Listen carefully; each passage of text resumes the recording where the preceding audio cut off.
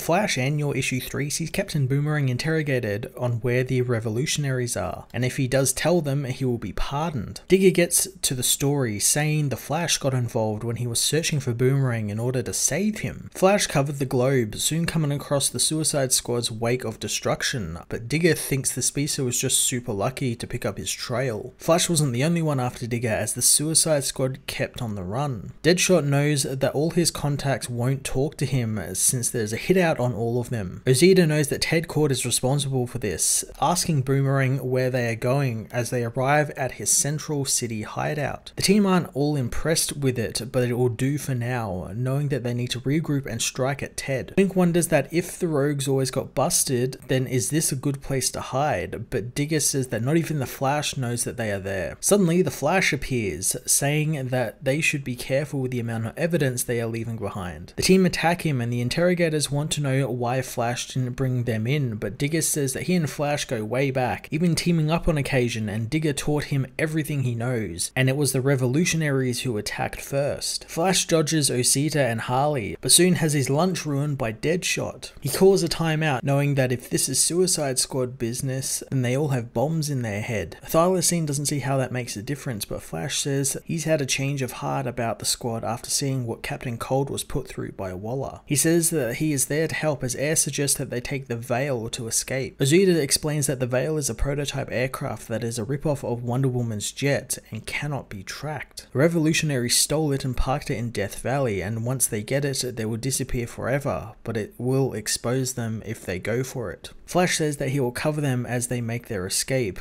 but if he found them, others won't be far behind. Digger knew he would join their side one day, but Flash says it's not like that, since he has earned his freedom and was surprised he isn't helping them get that same freedom. Wink meanwhile whispers to Ozita that they should tell Flash about Ted Kord, but Ozita thinks that Flash is working for Kord, so they will let him play them for now. Flash wants to ferry them to the jet, but Ozita refuses, knowing that that's how he takes them out one by one. Captain Boomerang says that he will take care of it thanks to the Captain Boomerang mobile, which Flash ties to himself and hauls across the desert, much to the chagrin of the squad. The interrogators, however, soon learn that there are some holes in Digger's story, but he continues, saying it wasn't their best plan, but it was doing the job. Wink continues to fangirl over Flash, saying not all heroes are part of the establishment. Ozita tells her to calm down when suddenly the van is hit by an explosion from Deathstroke and his armed dune buggy. Deadshot knows that the bounty on their heads must be big if Slade is involved, as Harley thinks that she can reason with him. She soon gets her answer as the van blows up, flipping and sending Boomerang and Flash flying into the dunes. The team will survive, but Wink is injured, meaning they can't teleport out, as Ozita knows that they can't outrun Deathstroke, so they will need to take down his buggy, remembering the job they pulled on an armored car in Zandia. The team attack, and as Slade opens fire, Ozita throws Finn at the car, using his razor mohawk to slice the car in two. Slade manages to survive, but before he can kill Finn, Thylacine and Chaos Kitten attack him. The interrogators meanwhile want to know where Digger was in all of this, learning that he was right in the middle of it. In reality, Digger was running for the nearby jet as the Flash regains consciousness, taking down Slade and telling the team the plan was to get to the jet. Ozita says the plan blew up when he was knocked out and they need to fight Slade now, but Flash knows that he will kill them all. Digger tells his interrogators that things got crazy as Flash sword fights Deathstroke, all of which is narrated by Boomerang, who says that Slade actually cut Flash's head off. The interrogators don't believe him, but Digger gets back to his story, saying the squad ran for the jet, but Deathstroke gave chase, forcing Captain Boomerang to stay and face the assassin. Slade says that Digger isn't on his kill list, so he will let him take a walk, but Digger doesn't back down, telling his captors that they were the two greatest killers to ever walk the earth, so he knew he had to say something cool to stop him. Digger tells Slade to eat his boomerang, but Slade just cuts it in half, telling Digger he lied when he said he will make this all painless. Digger tells him he forgot about how boomerangs work, but Slade knows he only threw one. Whilst he's distracted, Digger manages to sucker punch Slade, knocking him out and telling him that he just got boomeranged as the entire Suicide Squad escape on the jet. Digger imagines them all singing his praise as they take off into the sunset. The interrogators know none of this is actually true, since their men were close by by at the time and they saw Digger being beaten to a pulp by Slade, who has plans on turning him into a martyr. The interrogators laugh at Digger, telling him to never change, and they doubt the Flash was even there to begin with. Taking him to an armored car, they tell him the jet was always a trap and they can track it, so they will have the revolutionaries by morning while Digger is going back to Belle Reve. Suddenly, the Flash zooms in, grabbing Digger and rescuing him. Digger is shocked to find that his genius plan actually did the trick, and Flash, while hating to admit it, says it did. Flash reveals that back in the fight with Slade, he vibrated through Slade's sword, making him think he had killed the hero, and while Boomerang kept Slade busy, he evacuated the squad away from the desert and the jet, meaning the fighter jets were following an empty plane. Once back in civilization, he set up the squad in Gotham before returning and helping Digger, taking out Slade and replacing Digger in prison with him. As they run across the ocean, Flash knows that Slade is going to be mad at Digger for what he did, asking why Digger actually helped the squad, wondering if it had anything to do with him going through what they did. Digger feigns ignorance, but the hero tells him that he did good this time and maybe it's time to go back to the beginning and fix things. Digger doesn't know what he means, but soon finds that Flash has brought him back to Corumbara, Digger's old home. Flash says that he always wrote the villain off as nothing more than a criminal, but he knows that after he got out of Belle Reve, he just wanted to be free, but they forced him to join the squad, and today he showed that he can just be free. Flash tells him he's giving him a one-time pass and he's got to fly straight now and not come back on himself like a boomerang. The hero leaves and soon Digger gets a text from Captain Cold, who says he's setting something up and wonders if Captain Boomerang is in. So without a moment's hesitation, Captain Boomerang gets back into action. The Flash Annual Issue 3 was a fantastic and fun continuation of the Suicide Squad story and a most welcome check-in with Captain Boomerang. I love the story being set up with an unreliable narrator like Digger Harkness, and it did a great job playing with the wall the villain puts up and surrounds himself with to appear that he's not doing something for selfless reasons or isn't really afraid. I really like that he uses kind of like comedy and pretending to be this big bad villain to kind of hide them. I think that's really cool and it's got a lot of heart to it. I'm excited to see what the Suicide Squad is up to next as they head to Gotham, as well as Boomerang, who seems to be heading back towards his villainous ways there, so it'll be interesting to see how he factors into the Flash book moving forward. I'm going to give this issue a 9 out of 10.